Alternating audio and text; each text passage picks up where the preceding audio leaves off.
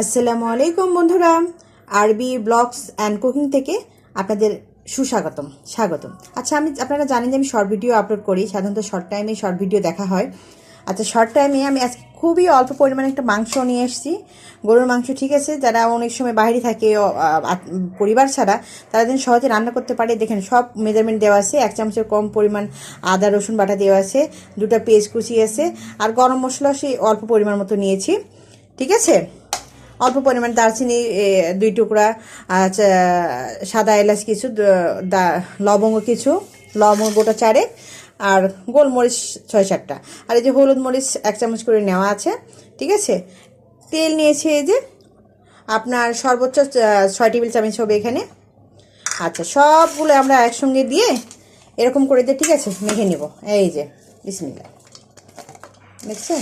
এই যে, যারা অনেকে রান্না হয় না বা পারে না, এখন এরকম আছে যারা দেখে রান্না করেন, আপনারা কিন্তু এভাবে চাইলে নিয়ে মেখে রান্না করতে পারেন। কারণ মাংস আমরা অন্যভাবে রান্না করে থাকি, আপনার ভুনা, একদম মশলা ভুনেও রান্না করা যায়। ঠিক আছে, এই যে দিয়ে দিলাম এবং শেষে তেল দিয়ে দিলাম।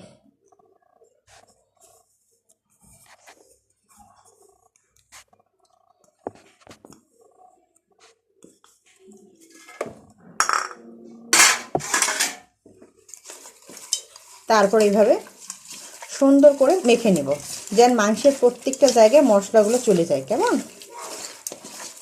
আমরাও আজকে মানুষ বাসা অনেক অল্প, এই কারণে মাংসের পরিমাণও অল্প। মানুষ বেশি হলে বা মেহমান আসলেও মাংসের পরিমাণ বেড়ে যায়।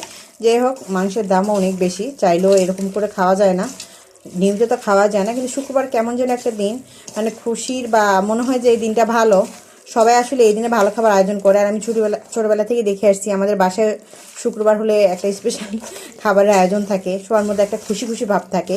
আর যেহেতু মুসলিম আমরা, মুসলমানদের শুক্রবার মানে ঈদের দিনের মতনই আনন্দ করা হয়, জুমাবার বলা হয়। তো সেদিন ভালো মন্দ খাবার আয়োজন আসলে মোটামুটি সব পরিবারেই করা হয়ে থাকে। যাক, আলহামদুলিল্লাহ, আমরা যারা রান্না অনেকে কম বেশি পারি বা পারি না, তারা কিন্তু এভাবে আমরা দেখে শিখে রান্না করতে পারি।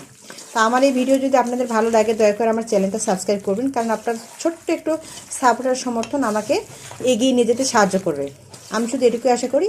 এরপর আপনি মাখা কমপ্লিট হয়ে গেলে হাতটা এরকম করে মুছে একদম আগুন, চুলার আগুনটা মিডিয়াম রেখে বসায় দেবেন। দেখবেন মাংসের পানিতে মাংসটা সেদ্ধ হয়ে গেছে। আর ধীরে ধীরে কষায়, এর সঙ্গে চাইলে আলু অ্যাড করতে পারেন। যেহেতু আমার বাচ্চারা আলু খায়, আমি আলু অ্যাড করবো এর সাথে পরে, যখন কষানো হয়ে যাবে।